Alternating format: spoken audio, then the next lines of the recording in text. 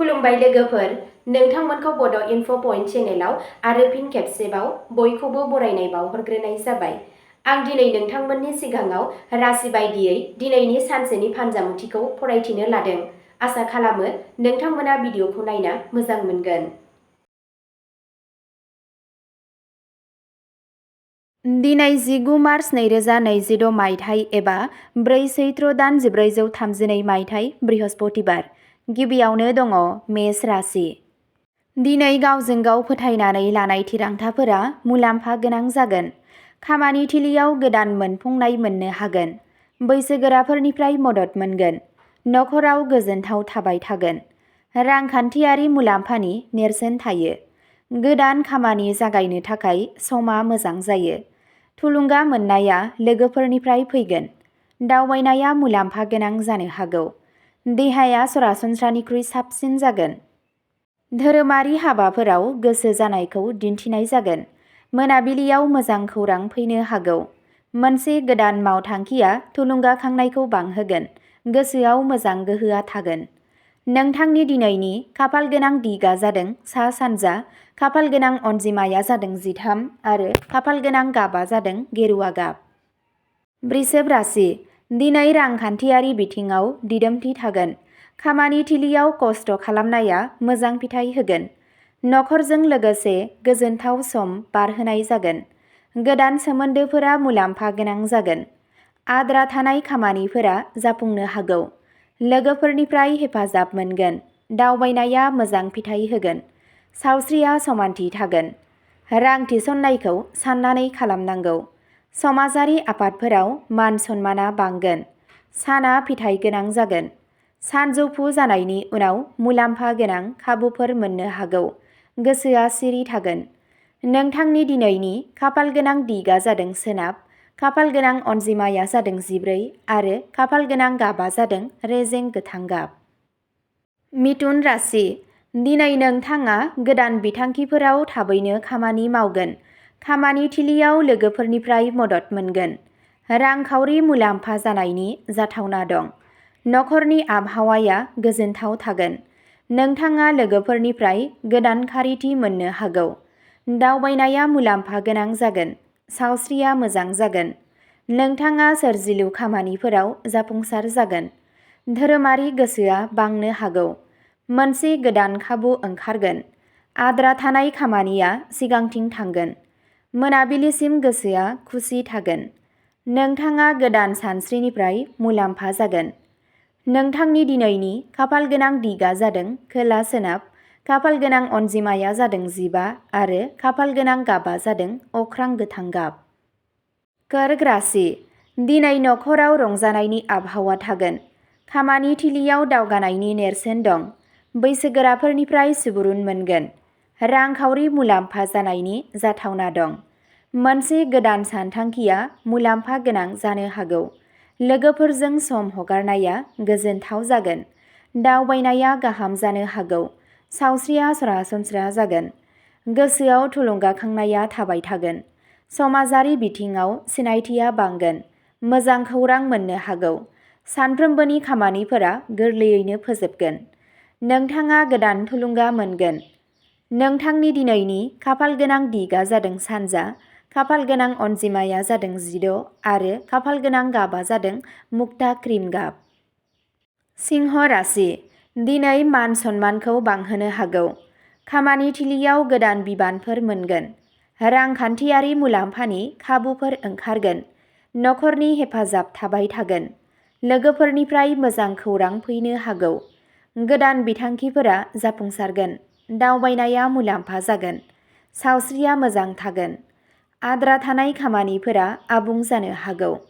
नोंथाङा समाजारि हाबाफारिफोराव बाहागो लागोन। फोथायथि बांगोन। साना मुलाम्फा गोनां जागोन। गोसोआ खुसि थागोन। नोंथांनि दिनैनि खाफाल गोनां दिगा जादों साहा, खाफाल गोनां अनजिमाया जादों 17 आरो खाफाल गोनां गाबा जादों सना गाब। कन्या राशि। दिनै खामानिफोरा सानथांखि बायदियै मावफुंजागोन। खामानि थिलियाव गोदान खाबुफोर सोमजिनो हागौ। रांखान्थियारि थाखोआ गोख्रों जागोन। फरायसाफोरनि थाखाय समा मोजां। नखरनि हेफाजाब मोनगोन। गोदान बिबानफोर मोननो हागौ। दावबायनाया मुलाम्फा जागोन। सावस्रिया सरासनस्रा थागोन। सोरजिलु सानस्रिया बांगोन। लोगोफोरनिफ्राय मुलाम्फा गोनां बोसोन मोनगोन। मोजां खौरां मोननो हागौ। साना बाहायथाव जागोन। गोसोआ सिरि थागोन। नोंथांनि दिनैनि खाफाल गोनां दिगा जादों सोनाब खोला। खाफाल गोनां अनजिमाया जादों 18 आरो खाफाल गोनां गाबा जादों रेजें गोमो गाब। तुला राशि। दिनै नोंथाङा समानथि आखुनि गेजेरजों जाफुंसार जागोन। नोंथाङा नोंथांनि हाबाथिलियाव गोदान जाफुंसारनायखौ मोननो हागौ। रांखान्थियारि मुलाम्फा जानो हागौ। मोजां मोनलायनायनि सोमोन्दोआव गोदै गोदै जागोन। नखराव गोजोन थागोन। लोगोफोरजों सम हगारनाया गोजोनथाव जागोन। दावबायनाया गाहाम जागोन। सावस्रिया मोजां जागोन। मोनसे गोदान बिथांखिनि सायाव खामानि मावनाया जागायजेनगोन। समाजारि मान सन्माना बांगोन। सानजौफुनि समाव मुलाम्फा गोनां खाबुफोर फैनो हागौ। गोसोआ खुसि थागोन। सानस्रिफोरा मोनसे गोदान दिथायाव जौगागोन। नोंथांनि दिनैनि खाफाल गोनां दिगा जादों सा-सोनाब। खाफाल गोनां अनजिमाया जादों 19 आरो खाफाल गोनां गाबा जादों रेजें गलाब गाब। वृश्चिक राशि।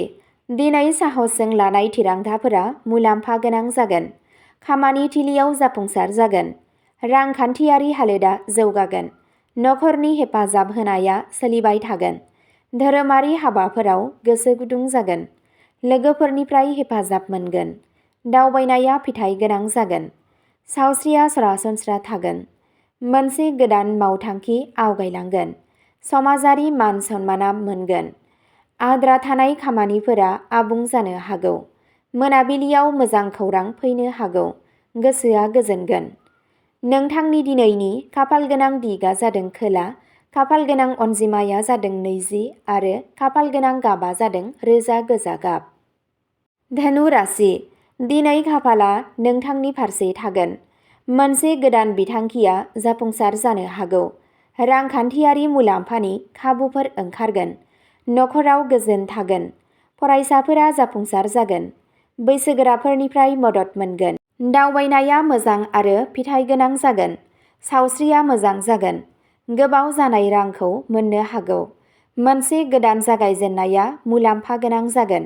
मोजां खौरां फैगोन। फोथायथि बांगोन। साना मोजां जागोन। नोंथांनि दिनैनि खाफाल गोनां दिगा जादों सानजा खोला। खाफाल गोनां अनजिमाया जादों 21 आरो खाफाल गोनां गाबा जादों रोजा गेरुवा गाब। मकर राशि। दिनै नोंथांनि खस्थ'नि आबुं फिथाइखौ मोनगोन। खामानि थिलियाव दावगानाय जागोन। रांखान्थियारि बिथिङाव गोहोआ फैगोन। फालांगियाव मुलाम्फा जानो हागौ। नखराव गोजोन थागोन। लोगोफोरनि मदद थुलुंगाखां होगोन। गोदान बिथांखिफोरनि खामानिया दावगागोन। सावस्रिया सरासनस्रा जागोन। रां थिसननायाव सांग्रां जा। समाजारि मान सन्माना बांगोन। सानफ्रोमबोनि खामानिफोरा जाफुंसारगोन। गोसोआ सिरि थागोन। साना मुलाम्फा गोनां जागोन।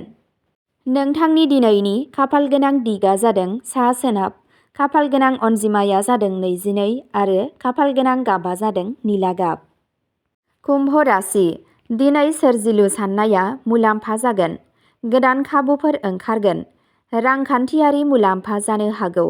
लोगोफोरा हेफाजाब होगोन। समाजारि महरै नोंथांनि मान सन्माना बांगोन। मोनसे गोदान बिथांखिनि सायाव खामानि मावनाय जागोन। दावबायनाया गाहाम जागोन। सावस्रिया मोजां थागोन। आद्रा थानाय खामानिफोरा आबुं जागोन। मोनसे गोदान सिनायथि गायसनगोन। सानजौफु समाव मोजां खौरां फैगोन। गोसोआ खुसि जागोन। मोनसे गोदान गोहोनि मोनदांथिया मोनदांगोन। नोंथांनि दिनैनि खाफाल गोनां दिगा जादों सोनाब। खाफाल गोनां अनजिमाया जादों 23 आरो खाफाल गोनां गाबा जादों जामुन आरो अख्रां गोथां गाब। मीन राशि। दिनै गोसोआ गोजोन आरो मोजां जागोन। नखरनि हेफाजाब मोनगोन। रांखान्थियारि हालोदा जौगागोन। मोनसे गोदान बिथांखिया जाफुंसार जानो हागौ। धोरोमारि हाबाफोराव गोसो गुदुं जागोन। गोजाम जेंनाया सुस्रांजागोन। दावबायनाया मुलाम्फा जागोन। सावस्रिया सरासनस्रा थागोन।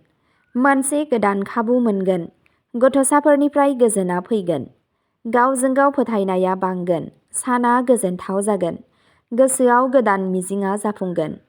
नोंथांनि दिनैनि खाफाल गोनां दिगा जादों खोला सोनाब, खाफाल गोनां अनजिमाया जादों 24 आरो खाफाल गोनां गाबा जादों फान्थाव आरो गुफुर गाब। अब्ला दिनैनि भिडिअ'आ बेखिनियावनो जोब्बाय। एसेनोसै, गोजोन्थों।